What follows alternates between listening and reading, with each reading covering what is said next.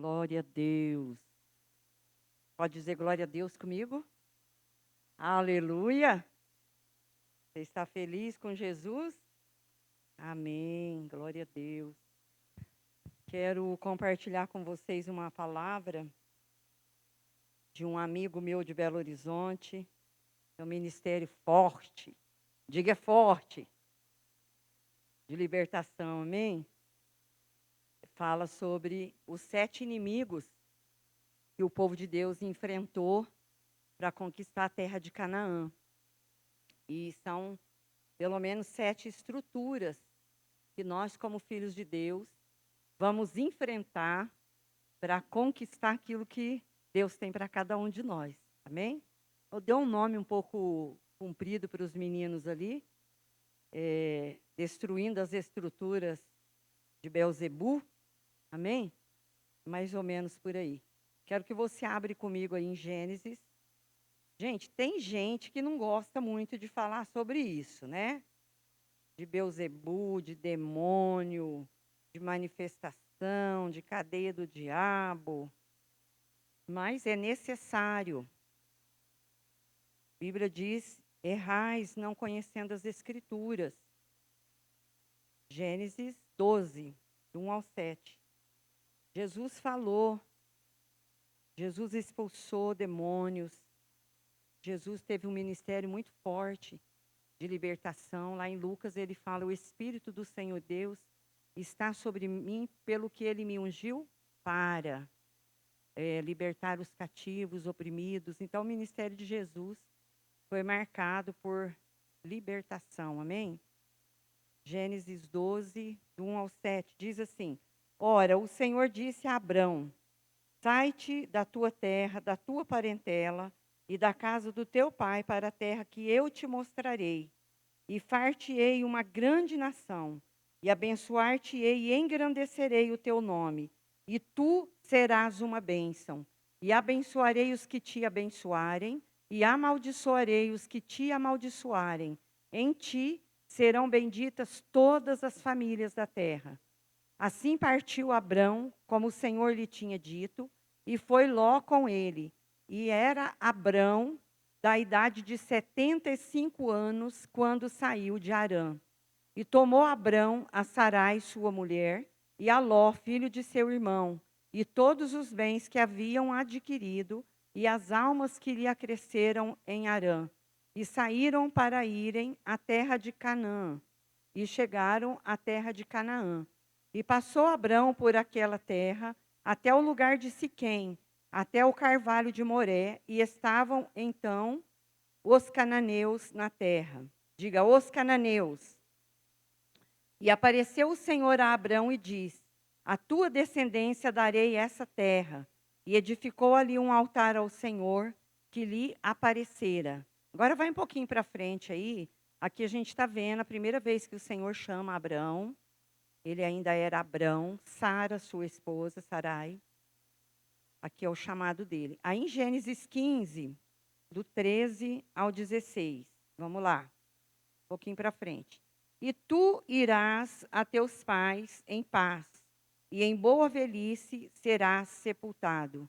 E a 4ª geração tornará para cá, porque a medida da injustiça dos amorreus não está ainda cheia. Amém? Então Deus chama primeiro Abraão aqui, e Deus fala para Abraão que ele ia ficar um período, né, que ele ia ser pai de uma grande nação, que os filhos dele e Sara seriam tão numerosos quanto as areias da praia e as estrelas do céu. Só que ele fala no 13 que a sua descendência seria escravo, né, seria peregrino em uma terra, e que eles seriam afligidos por 400 anos. Diga, 400 anos. Marca essa data aí, amém? Vamos orar? Senhor, em nome de Jesus, nós queremos te agradecer, porque a tua palavra é viva, a tua palavra tem poder, a tua palavra cura, liberta, transforma, a tua palavra nos leva ao arrependimento, a tua palavra gera em nós a coragem, a ousadia, a intrepidez, A tua palavra revela ao nosso espírito os teus planos, os teus projetos. E nós queremos de ti tudo aquilo que Jesus conquistou na cruz por nós. Nós não aceitamos que nenhuma estrutura diabólica, ó Deus, que se levanta contra nós, que se levantou lá no passado contra o teu povo, quando eles iam entrar na terra prometida. Ó Deus, e hoje essas estruturas se levantam contra a igreja, na tentativa de paralisar, de desanimar, de entristecer. Mas eu declaro em nome de Jesus, que essas estruturas não têm poder, porque maior é aquele que está em nós do que aquele que está no mundo. Eu declaro aqui, Senhor, um povo valente, corajoso, um povo que ama a Tua palavra, que crê na Tua palavra e que avança, Senhor, no propósito que o Senhor tem para cada um de nós, Pai. Deus, eu oro para que o Senhor cerque este local, o Senhor cerque este ambiente com a Tua presença, que os Teus anjos guerreiros estejam aqui e estejam na casa dos meus irmãos. Senhor, nós vamos falar, Senhor, do ataque do diabo na vida dos cristãos, na vida dos Teus filhos.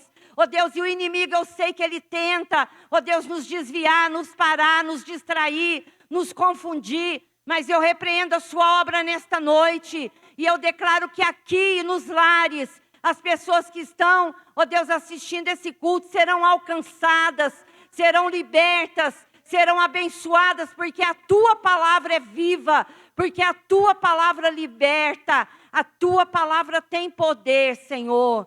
Eu confio na Tua palavra e eu te dou graças, em nome do Senhor Jesus. Aleluia, Jesus, glória a Deus. Amém? Então, quando Deus chama lá em Gênesis 12, a gente vê Deus chamando Abraão, pedindo para ele sair da terra dele, vai para outra terra desconhecida. E ele anda pela fé, vai para a terra que Deus prometeu a ele. E lá no 15 a gente vê a terra que Deus prometeu, era a terra de Canaã. Né? Canaã é descendente de Noé, é aquele filho que viu a nudez do pai, vocês já conhecem a história, amém? Não vamos falar, senão vai demorar. Mas ele foi amaldiçoado por Noé, por causa da atitude de desonra que ele teve com Noé. E aí, então, daí surgem os cananeus, que é um povo abençoado, amaldiçoado. E aí, então, Deus chama Abraão, promete para ele uma grande nação, um grande povo, né, e promete que ele vai voltar para essa terra onde Abraão estava, Canaã, e os seus descendentes vão herdar aquela terra, né? E só, irmãos, que Deus deu 400 anos para que os cananeus se arrependessem. Eu acredito que como Deus deu a Nínive uma oportunidade de arrependimento, Deus estava dando aqui a Canaã um período de 400 anos para que eles se arrependessem, para que eles abandonassem aquelas práticas e se voltassem ao Senhor, Deus, Criador dos céus e da terra. Só que passado 400 anos, aqui quando Deus fala com Abrão, Deus diz que a medida de pecado ainda não tinha se completado. Então Deus espera 400 anos para ver até onde aquele povo ia na medida dos seus pecados, das suas transgressões, e então Deus visitaria aquele povo. Se não houvesse arrependimento, então Deus expulsaria daquela terra aquele povo, usando o povo que era os descendentes de Abraão. E aí a gente vê que passa 400 anos, lá no comecinho do livro de Êxodo, né? O povo está ali, porque eles são levados através de José para o Egito, a história vocês conhecem, amém? E aí José se torna governador do Egito, e os seus pais vêm para o Egito, e ali a descendência de Jacó se multiplica, como Deus havia falado, porque Abraão, Isaac e Jacó, então Deus prometeu, Deus cumpriu, só que aquela nação se multiplica no Egito, se torna muito grande, muito numerosa, e aí Faraó, que tinha dado a autoridade do governo para José, ele morre. E aí 400 anos depois mudou toda a estrutura do Egito. E então eles colocam a descendência de Abraão como escravo. Mas um determinado momento, 430 anos depois, fala lá em Êxodo, Deus ouve o clamor, Deus vê a aflição daquele povo. E lá em Êxodo diz que Deus desce para libertar aquele povo. Então é aí que Deus chama Moisés como libertador deste povo. E voltando lá, né, no povo os cananeus, a Bíblia fala que aquele povo, eles estavam praticando muitas coisas que não agradavam a Deus. Embora essa medida ainda não tivesse se completado, mas a Bíblia fala que eles adoravam a Belzebu, a Astarote, e esses eram os deuses deles, né? Baal quer dizer o Deus supremo, o marido, o Senhor, e por aí afora. Então ele gostava de ser adorado nos altos montes. Por isso Elias subiu o monte, desafiou os 400 profetas de Baal, porque ali era o território dele, ali era onde ele recebia o sangue, os sacrifícios, o incenso, toda a adoração do povo, né? Então ele era um Deus que gostava do ocultismo, gostava de encantamento, de magia, gostava de sacrifício, da idolatria, da feitiçaria. Então tudo isso está ligado a esse Deus Baal, Baal Zebu. Ele gostava de sacrifício de animais, gostava de sangue, do sacrifício de crianças, gostava de incenso. Então, e ele era adorado dessa forma. E isso tudo era abominação ao Senhor Deus, Criador dos céus e da terra. Eles gostavam também de perversão sexual. Tinha lá as prostitutas do templo que vendiam seu corpo para sustentar o templo de Baal. Então, eles praticavam orgias, praticavam sexo, e aquele dinheiro que os prostitutos do templo, as prostitutas, elas recebiam, era depositado nos cofres do templo de Baal para sustentar esse Deus que era abominável. Então, ali em Canaã, havia 7 nações que deveria ser conquistada por Josué e pelo povo de Deus. Então, essas 7 nações tinham crescido também, tinham se multiplicado durante os 400 anos que o povo ficou escravo no Egito. Essas nações também, elas se estruturaram, elas cresceram, elas foram edificadas. E essa estrutura de Belzebu, ela era uma estrutura que escravizava o povo. O povo vivia ali dominado, vivia escravizado. Eles eram influenciados por aquelas práticas, né? Então, o povo que pisava naquele território, eles entravam ali e imediatamente eles eram influenciados. E isso daí é até hoje. De repente, você vai para uma cidade, muda o príncipe de uma cidade para outra, muda de um estado para o outro, de um país, né, muda. Então, quando você pisa num território, você sente que o ambiente, você sente que é tudo diferente. Eu tive a oportunidade de ir em uma nação. E como faz diferença você atravessar a rua e estar em outra nação. Você vê que é o outro domínio, né, que tem uma influência muito forte ali. E que se você não ficar vigilante, se você entrar numa terra onde acontece bebedeira e muita orgia, é capaz que a pessoa, se não vigiar, ela entra debaixo dessa influência e corre o risco de praticar tais coisas. Então, isso existe e esse povo era escravizado, era dominado, era influenciado por esses demônios. E as pessoas que entravam de outras nações para aquelas terras também se tornavam escravo desse Deus, escravo dessas práticas, através do ocultismo, do encantamento, da magia, dos sacrifícios. Então, as pessoas que vinham se agregando e estavam debaixo dessa autoridade, desses territórios, elas também eram influenciadas e acabavam fazendo as mesmas práticas que eles. E ali, quando Deus chama Josué, a gente sabe que Deus chama, Deus instrui, usa Moisés, ele era servidor de Moisés, andava lado a lado com Moisés, era o auxiliar número 1, o co-líder de Moisés, né? E ele aprende muito com Moisés. E Moisés sabia dos inimigos que Josué, que o povo ia enfrentar naquelas terras.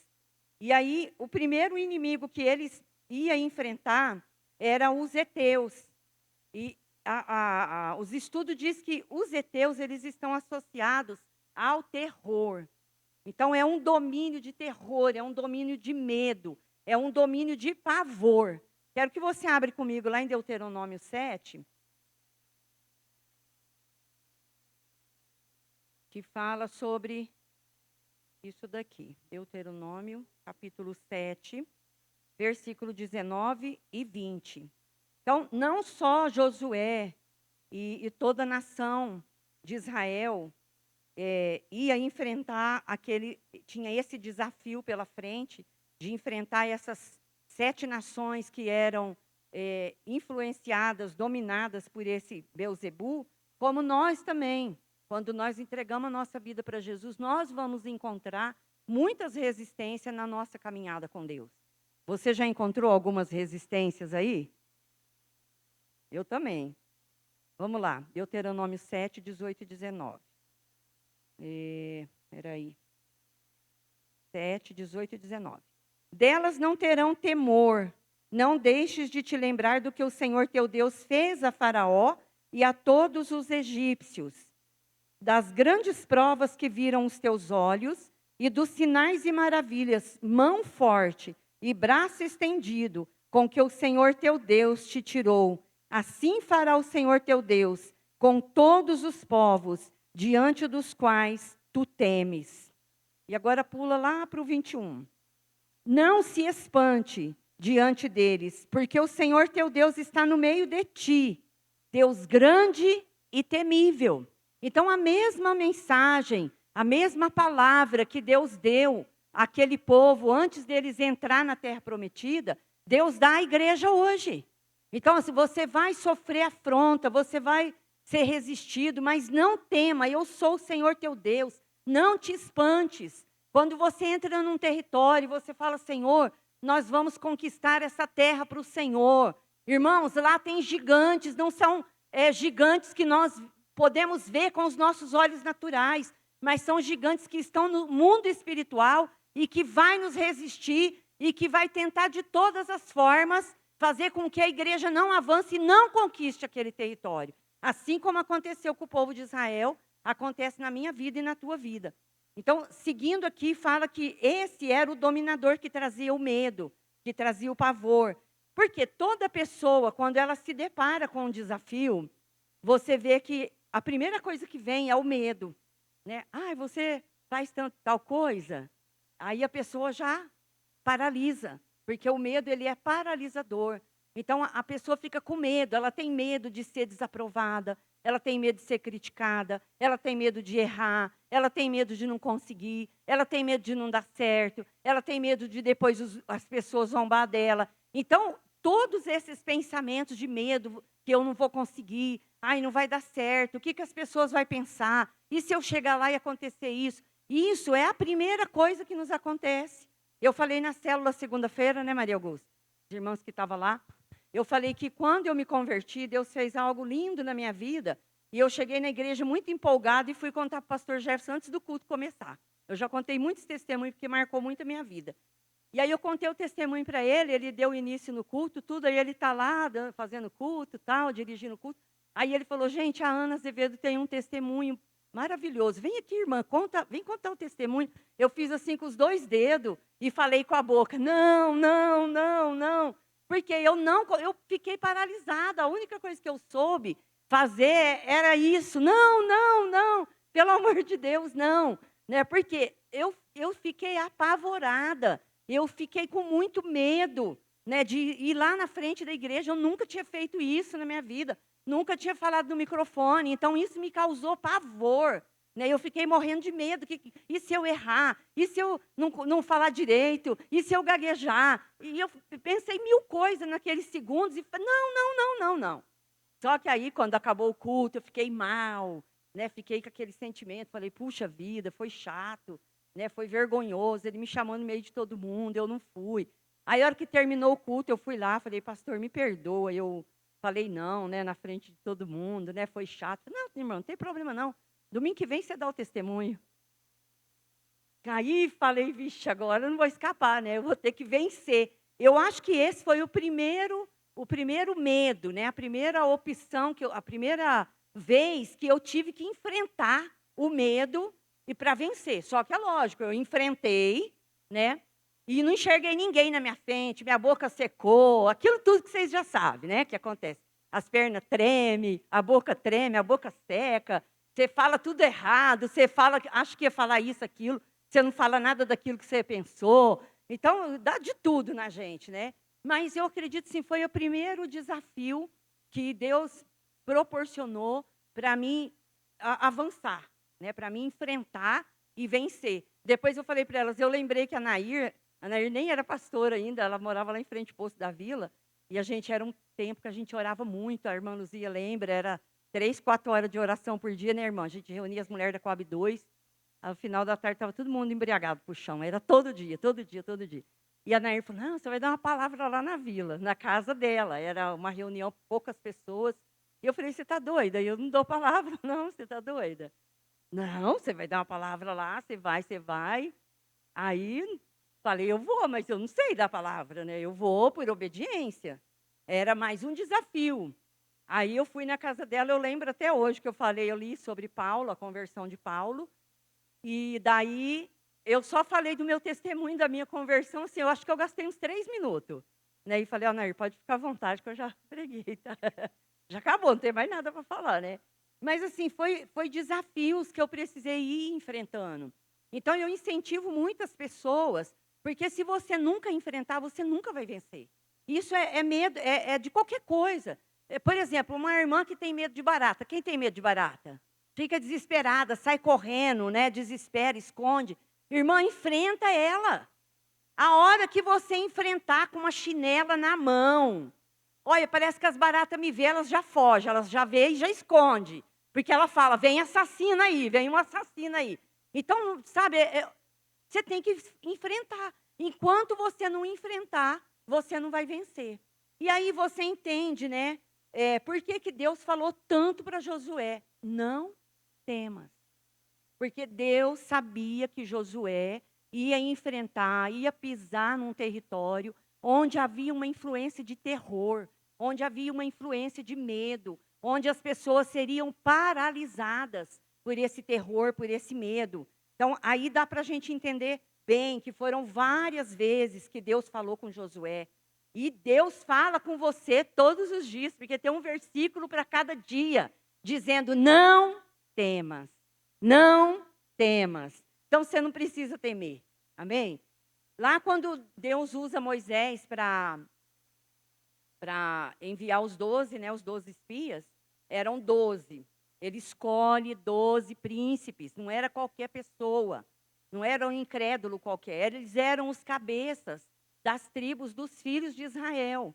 Só que o que a Bíblia narra? A Bíblia fala que 10 voltou desanimado, com medo, apavorado, não é? Eles pisaram na terra e voltaram totalmente contaminados por essas influências malignas. Só 2, que foi Caleb e Josué, que pisou na terra, cheio de fé, cheio de coragem e venceu, né, toda essa influência maligna. Agora, irmãos, você não é um covarde, amém? Você é uma pessoa corajosa, em nome de Jesus. Eu sei que muitas pessoas, elas não têm exercido o seu chamado, não têm usado os dons que Deus tem dado por medo. Mas eu quero liberar sobre a sua vida nesta noite um espírito de ousadia e de coragem. Eu declaro, Deus, em nome de Jesus, alguém aqui, Senhor, que tem medo de fazer o que o Senhor ordena. Alguém aqui que tem medo de ir, de falar, ó Deus, de executar, de exercer o dom, o chamado, porque foi paralisado pelo medo, pela falta de coragem. Eu declaro agora caindo por terra em nome de Jesus, porque a tua palavra diz que o Senhor não nos deu um espírito de covardia, o Senhor não nos deu um espírito de medo, mas o Senhor deu à tua igreja um espírito de coragem, um espírito de ousadia. Senhor, a tua palavra diz que o ímpio, ele foge sem que ninguém os persiga, mas o justo, ele é ousado como um leão. E eu declaro, Senhor, que o Senhor está levantando uma igreja que é ousada como um leão. Eu declaro que o leão ruge em favor da igreja, Senhor, para pisar onde Satanás tem dominado, para pisar onde Satanás tem governado e dizer, aqui chegou o filho de leão, para exercer o dom, o ministério, o chamado, para liberar a palavra, a profecia, que o Senhor Deus Todo-Poderoso me ordenou. Em nome do Senhor Jesus, eu declaro que o medo não vai te parar. Eu declaro em nome de Jesus, que você não vai parar por medo a partir de hoje. Você vai enfrentar o medo, porque o leão da tribo de Judá, ele te pega pela tua mão. Ele não te deixa sozinha. nem sozinho, você não vai só. Ele vai com você, Ele te ordena e não te deixa. Ele vai contigo, Ele prometeu. Eis que eu estarei convosco todos os dias, até a consumação do século. Ele está contigo, não temas. Diga comigo, eu tenho um espírito de coragem e de ousadia. Aleluia! Você é herdeiro desse espírito de coragem, de ousadia. O segundo inimigo que aquele povo ia enfrentar e que precisava vencer era os gigazeus, que quer dizer solo barrento. Esse inimigo aqui, ele deixa que você venha para a igreja, que você receba algumas coisas de Deus, mas ele quer que você fique no mesmo lugar. Imagine que você está num solo barrento. Se você consegue caminhar rápido, se você consegue correr, se você vai ficar patinando nesse solo barrento. Então, esse segundo inimigo, ele te prende, né? Ele te impede, ele quer que você fique no mesmo lugar. E isso faz com que um desânimo venha tomar conta da tua vida. Então, você parado, você começa a ver as coisas que não vai, que não flui, começa a ver as coisas difíceis, e aí o desânimo vem tomar conta da sua vida, e você não consegue caminhar, você não consegue correr, você não consegue conquistar nada. Então, ele é assim que ele te quer, paralisado, parado, como se estivesse no barro, né? Sem conseguir caminhar. E você pode até sonhar, mas você não realiza, porque ele não deixa, ele coloca muito obstáculo, ele coloca muita dificuldade, e aí vem o desânimo de novo. Ele pode deixar você fazer projetos, você pensa, você ora, você risca, você rabisca, você planeja, mas ele fala, você não vai conquistar, porque não está ao teu nível. Olha o teu tamanho, olha a tua escolaridade, olha o teu nível de condição financeira, olha para a sua família, olha, você tem que ficar aí mesmo, quietinho. Você acha que você vai pregar para alguém? Você acha que você vai fazer uma faculdade?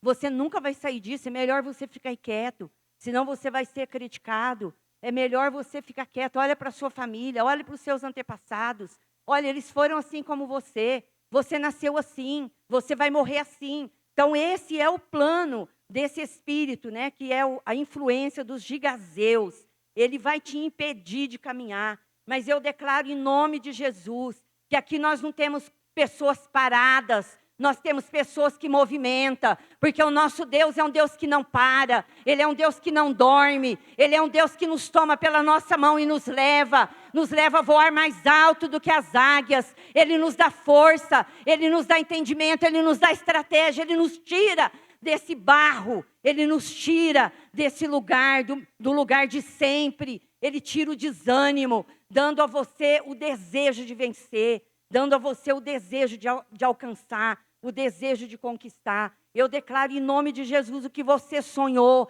alinhado com o Senhor, vai se realizar. Eu declaro em nome de Jesus que o que você projetou, alinhado com os projetos, alinhado com os desenhos de Deus, você vai executar, porque Deus é contigo, e Ele vai abrir porta onde não tem porta, Ele vai dar condição que você não tem, para você realizar todos os projetos, para você conquistar. Em nome de Jesus, eu declaro sobre a sua vida, você sai desse lugar, fica em pé, em nome de Jesus. Declara em nome de Jesus, Senhor, eu me sentia parado no mesmo lugar, sem frutificar, eu me sentia paralisado, Senhor, no meio de um barro barrento, mas nessa noite eu saio deste lugar. Caminha um passo aí onde você está, diga, eu estou saindo nesta noite pela fé. O Senhor me tira deste lugar, o Senhor me tira deste lugar para vencer, para conquistar, para realizar os meus sonhos, para executar os projetos que é do Senhor, na minha vida, no meu ministério, no meu casamento, na minha vida profissional. Em nome de Jesus eu libero sobre a sua vida, amém? A terceira influência são os amorreus. Amorreus são aqueles que caluniam. Quem já foi caluniado? É duro, né? Dói. É difícil, né? Aquele que, esse daqui, são aqueles que são usados por essa influência maligna. É lógico que está usando pessoas, né? Lógico que lá, quando Josué foi, ele enfrentou os exércitos dos povos inimigos. Deus determinou, mata tudo, acaba com tudo, destrói tudo. E aí você entende por que Deus deu essa ordenância, né? Agora, hoje, nos nossos dias, eles são usados por pessoas influenciadas por esses espíritos, elas vêm, né, nos atacar. Mas a nossa luta não é contra pessoas, amém? A nossa luta é contra os amorreus, essa influência maligna que usa a vida das pessoas. E usa para quê? Usa para caluniar, usa para falar mal de você. Você sabe que quando o meu irmão, minha família mudou para Brodowski, eles já chegou que tudo apaixonado pela Gracinha. Porque eu andava muito com ela, eu falava bem dela, eles não conheciam ela. E aí eu fiquei pensando, se eu tivesse falado mal dela todos esses anos, eles já iam chegar com raiva, não é verdade? Quantas vezes você fica com barreira com uma pessoa que não te fez nada? Porque alguém veio e falou mal daquela pessoa. Ou talvez alguém falou mal de você, falou mal do seu trabalho, falou mal da sua maneira de ser. Então, esse espírito, ele fala, ele mente, ele critica, ele faz fofoca, e tudo isso na tentativa de nos parar. Né? Porque você imagina uma pessoa que começa a vir na igreja, começa a exercer o ministério, está entendendo o seu chamado, aí, de repente, ela começa a ser caluniada, as pessoas começam a falar mal dela, de repente cai no ouvido dela, quando fala, sempre fala mais. Então, isso vem para fazer com que as pessoas desistam do seu chamado, com que as pessoas desistam de servir a Deus, com que as pessoas olhem para a igreja e falem, nossa, é a mesma coisa, a igreja e o mundo é tudo igual. Então, o inimigo ele quer trazer essa confusão, ele quer fazer fofoca. Irmãos, e isso, mesmo que você fala que você não importa, que você não dá bola, isso acaba nos desgastando muito. Até pelo tempo que você perde, às vezes você poderia estar orando, batalhando, guerreando, adorando. Você está lá, né, numa peleja contra as conversas malditas, malignas, contra as críticas, contra as conversas falsas, contra aquilo que falaram com você. Então, o diabo, ele usa pessoas para lançar dardos na nossa mente, porque pelo menos eu, né, minha palavra minha linguagem de amor é palavra de afirmação. Vocês conhecem sobre as linguagens de amor, as 5? É maravilhoso você conhecer, porque aí, por exemplo, a minha linguagem de amor é a palavra de afirmação. Hoje, graças a Deus, eu não dependo mais, eu faço a obra pela fé, amém? Mas já houve tempo na minha vida que eu precisava de alguém falar, olha, vai ser uma bênção. Não, vai ser uma bênção. Olha, vai dar certo. Não, você é capaz. Então, eu ficava muito dependente disso. Então, se eu soubesse que alguém fez uma palavra, trouxe uma palavra contrária, que alguém fez uma crítica sobre a minha vida, aquilo ia me fazer muito mal.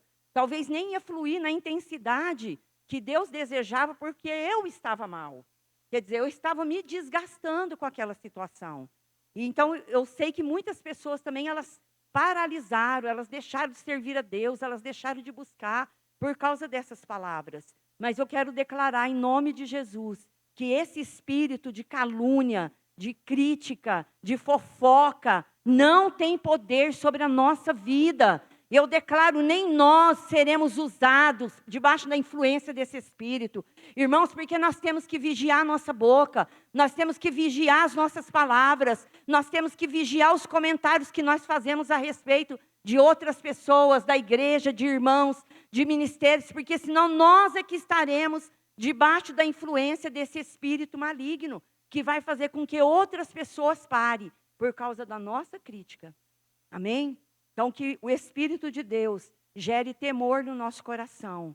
Que nenhum de nós seja esse instrumento dos amorreus para fazer com que pessoas parem. E que também nenhum de nós pare por causa das críticas, por causa das fofocas, por causa das palavras de calúnia, em nome de Jesus. Amém? O quarto inimigo aqui são os cananeus. Os cananeus são os comerciantes. Então, é aquele que quer negociar com os filhos de Deus. Então, já viu o negócio que o diabo quer fazer com os cristãos, né? Ele quer dizer que, esse negócio aí, principalmente quando a gente converte, né? Minha mãe falava assim, mas já te batizei na católica, né? Já te crismei, agora por que você vai na igreja? Ah, mãe, porque tem que buscar Deus, tem que... Agora vou batizar, mas já te batizei, vai batizar de novo, né? Então, esses são os cananeus, eles querem negociar com você, né? Ele quer negociar princípios, ele quer negociar a sua fé, né? Ele quer negociar o seu chamado. Então, as pessoas, principalmente os mais novos convertidos, e até nós, temos que vigiar para não cair nessas ciladas. Ah, mas por que você vai na igreja? Esse negócio de quarta profética aí, mas você já vai domingo. Vai quarta também? Ó, fosse você nem ia, viu? Vai para balada, né? Vai curtir a vida. Você é tão jovem, você é tão novo ainda, né? Vai para festa. Você vai perder aquela festa lá? Não, pelo amor de Deus, porque é no sábado, né? Você vai deixar de curtir? Você tem que se divertir, menina. Ai, menino, que é isso, Vitória? Você tem que se curtir, tem que se divertir. Você vai perder a bala. As jovens aí, né? Devem receber muitas dessas propostas, né? Deixa disso. Esse negócio de igreja é para as pessoas mais velhas. Deixa sua mãe aí, seus pais, sua avó, né? Você não. Então, ele quer trocar, ele quer que você troca, né, o chamado de Deus, quer que você troca as bênçãos de Deus por aquilo que é do mundo, por aquilo que não glorifica Deus. Né? Até mesmo as coisas que não são erradas, pecado. Mas se o inimigo perceber que você gosta daquelas festinhas, você pode ter certeza que ele vai estar sempre preparando aquelas festinhas. Ou se você fica em casa porque chegou alguém, vai sempre chegar alguém para te impedir de vir para a igreja. Amém? Fala misericórdia. É. Então, ele vai tentar negociar com você. Não tem problema, agora a gente tem os cultos online. Olha, gente, tem um lado bom online, mas olha... Fala para o irmão que está do teu lado, vigia, crente. Vem aqui na igreja alimentar aqui. Pelo amor de Deus, gente, vigia. Né? Então, o quinto inimigo que nós vamos enfrentar e que nós vamos vencer são os fariseus. Esses daqui são chamados vila de isolamento. É outra coisa que a gente está debaixo dessa influência, irmãos. Nesse período, esse inimigo ele tem trabalhado assim, forte para pegar a igreja, para pegar os cristãos, sabe, para trazer isolamento, para trazer frieza na nossa vida. Usando até isso daí, né? Não, você está assistindo os cultos online, está de boa. Sofá da sua casa, está beleza. Imagina, não precisa se preocupar. Então, esse inimigo, ele quer te convencer que se você ficar sozinho, de boa, curtindo, no seu quarto, no seu sofá, vai ser muito melhor para você. Olha, afinal de contas, você vai na igreja, um fala, outro fala, é tanta falação, é tanto comentário, é tanto problema, o povo de lá é isso, é aquilo, fica sozinha. Gente fere, gente humilha, gente ofende, fica sozinho em casa. Pega seu celular, instala lá na TV, dá para você assistir tranquilo, você acompanha todos os cultos de casa, no conforto do seu ar-condicionado, do seu ventilador. Não precisa nem gastar gasolina, fica em casa. Então, ele vai trabalhar na tentativa de te isolar. Então, tem pessoas que já gostam, já tem um temperamento que já gosta de ficar mais sozinho, gosta de curtir, gosta de se curtir, gosta de pensar. Então, cuidado, não que você não deve, você deve ficar em casa. Mas cuidado para você não ser pego por essa influência dos fariseus. Porque ele vai tentar te deixar sozinho dentro de casa e te convencer. Fica sozinho que é melhor, ninguém te fere, ninguém te machuca, ninguém te maltrata. Só que você vai se tornar uma presa fácil para o diabo. O que é mais fácil? Um lobo pegar um rebanho de ovelhas ou uma ovelha? Uma, é lógico. Assiste os filmes aí, eu falo sempre isso, né? Você assiste os filmes aí, o predador corre, corre, corre atrás do rebanho, desvia um, e ele vai atrás do rebanho? Lógico que não, ele vai atrás daquela que desviou. Está sozinha, é essa daqui que eu vou pegar. Vou jantar essa daqui. Né? Então, esse é o propósito do inimigo. E ele continua dizendo, fica em casa, é melhor para você, você gosta de ficar em casa. Deus entende. Deus entende, irmã. Deus vai te entender se você decidir ficar. Ah, vai dormir, você vai dormir mais cedo. Chega lá, as pessoas querem conversar com você depois do culto.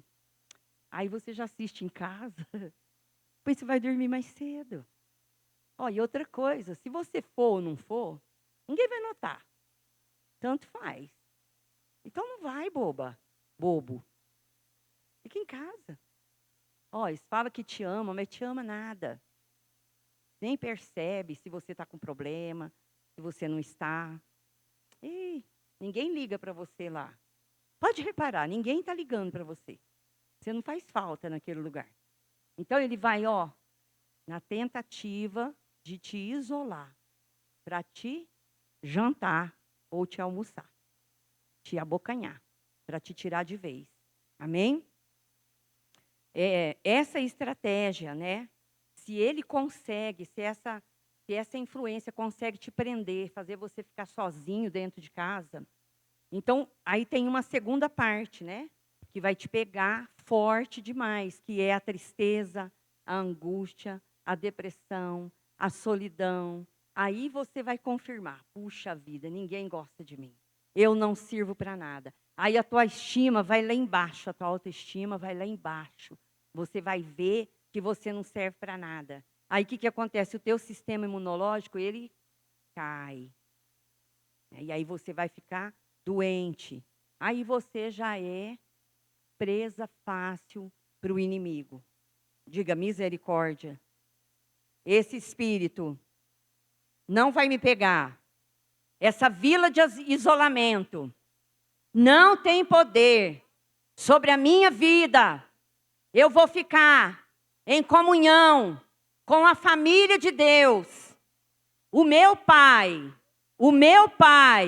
ele tem milhares e milhares de filhos. E eu sou filha, filho, eu faço parte da maior família que existe na face da terra. Irmãos, eu não li esse versículo, mas eu lembrei desse versículo hoje. Quando João vê em Apocalipse, ele vê o quê? Entrando lá na glória. Uma multidão. Né? Diz que eram milhares e milhares de pessoas com vestes brancas e com palmas nas mãos. Então você não vai entrar sozinho lá. Acredito que nós vamos entrar fazendo uma bagunça, gente. Com uma coluna nova. Meu Deus. Com um corpo novo. E não vamos entrar sozinho. Nós vamos entrar com a nossa tribo. Dançando, pulando, cantando, festejando, nos alegrando na presença dele. Então você não é sozinho, você não está sozinho. Você tem muitos irmãos, muitas irmãs, muitas mães. Você tem uma família que te ama. Você tem uma família que se importa. Se Satanás tem falado para você que você está sozinho nessa vida, ele é mentiroso. Ele é pai da mentira. A Bíblia diz que ele é pai da mentira. Você é filho de Deus, Deus se importa com você.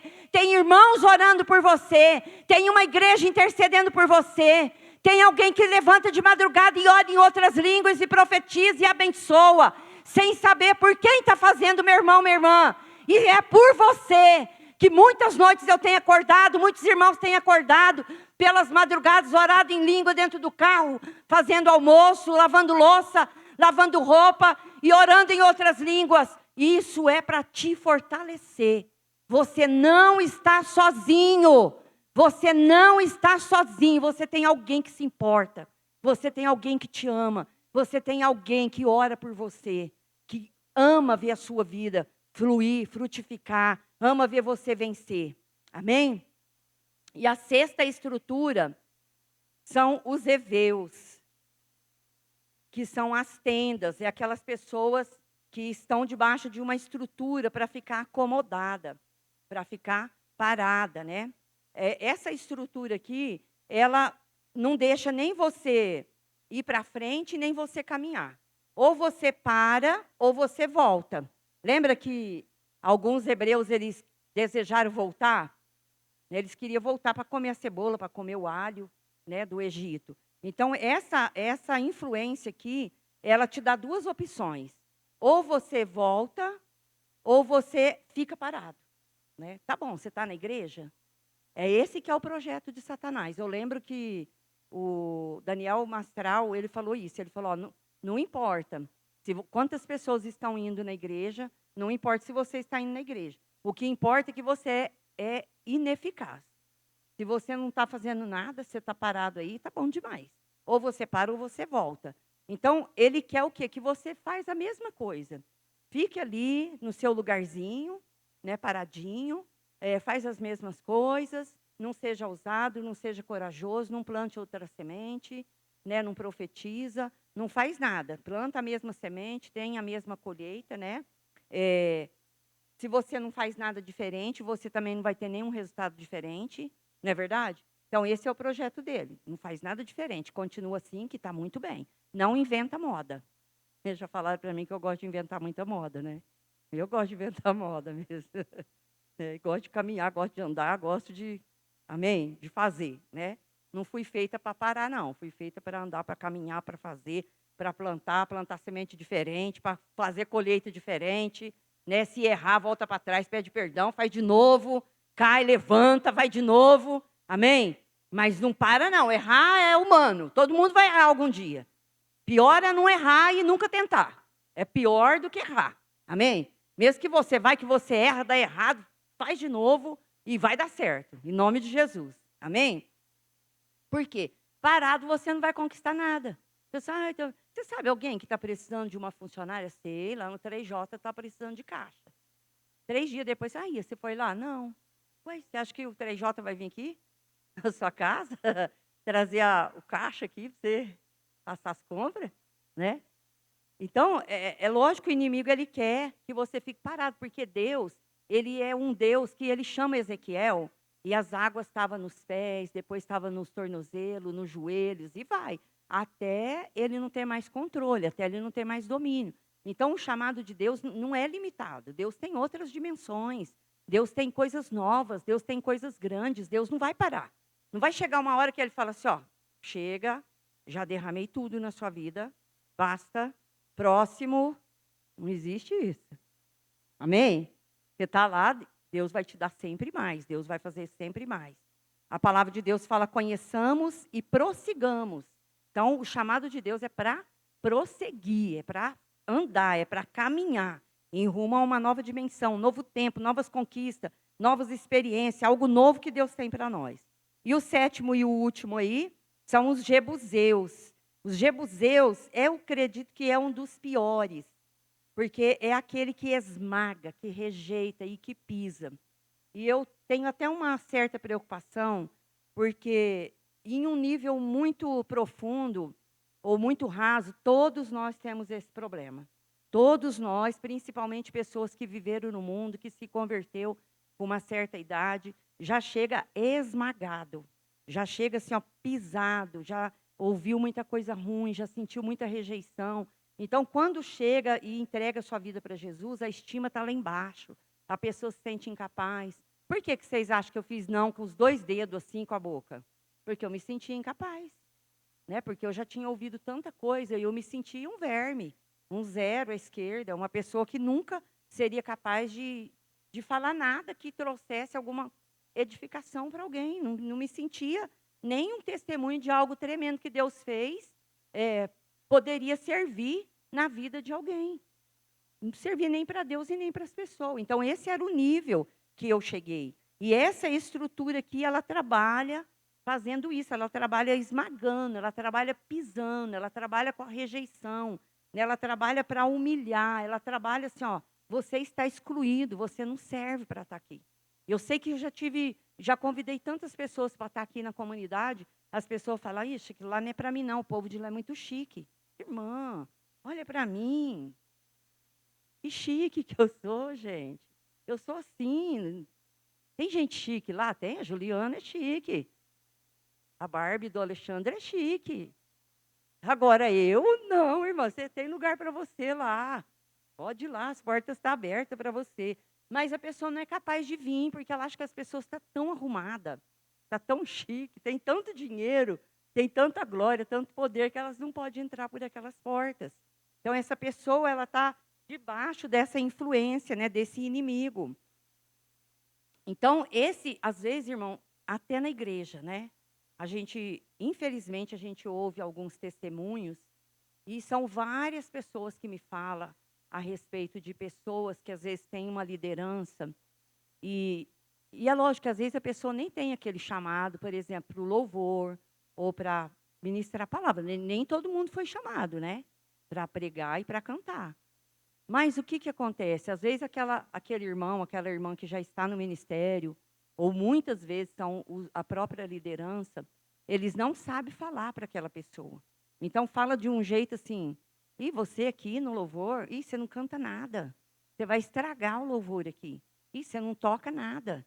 Então não dá uma chance, não dá uma oportunidade, não fala com sabedoria. E aquilo a pessoa enterra. Muitas vezes é um talento, muitas vezes é um chamado. E aquela pessoa acaba enterrando aquilo e nunca mais deixa Deus usar ela. Às vezes tem pessoa que nem volta na igreja mais, porque já estava ferido, já estava machucado.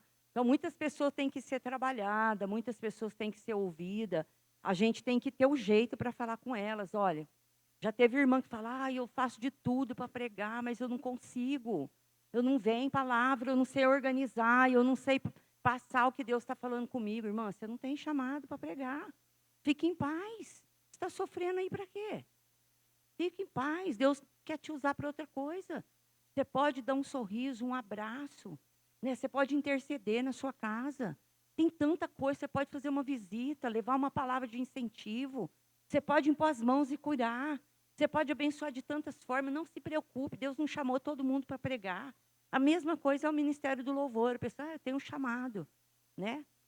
E às vezes não tem chamado para fazer isso. Mas ela não precisa ser humilhada, pisada, esmagada, né? Rejeitada, excluída. Então ela tem que ser trazida para o convívio, compreendida, ensinada, né? Temos que ter a tolerância. E eu quero orar, se alguém, né, passou por isso aqui. Quem sabe alguém está em casa, está nos ouvindo, está acompanhando esse culto. Quem sabe alguém está aqui, deixou de uma profissão, deixou o seu ministério, deixou de aprender a tocar um instrumento, deixou de investir no ministério da palavra, no ministério com criança, porque alguém te esmagou, alguém te rejeitou no ministério. Eu quero liberar cura sobre a sua vida, em nome de Jesus. Porque a palavra de Deus, ela diz que o amor, ele cura. O amor de Deus, ele apaga uma multidão de pecados.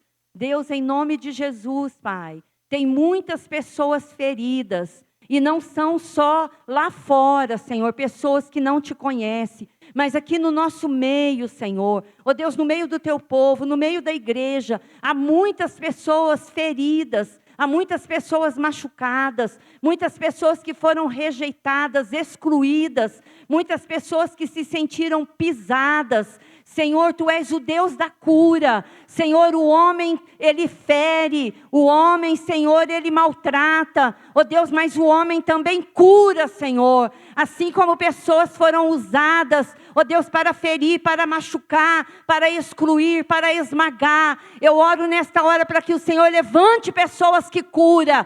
Que o Senhor levante dentro da Tua igreja pessoas que têm o bálsamo da cura, que tem palavras de amor, que tem gestos de amor, ó Deus, que anda a segunda milha, ó Deus, que dá a outra face, e pessoas que são perseverantes, que têm o dom para ensinar, que têm ouvidos para ouvir, Senhor, que são tolerantes, pessoas que vai ativar chamado, pessoas que vai ativar ministério, debaixo, Senhor, de uma unção de amor, debaixo de uma unção de graça, liberada pelo Senhor, Pai. Deus, a igreja precisa dessa graça. Senhor, os líderes da Tua igreja precisam dessa graça.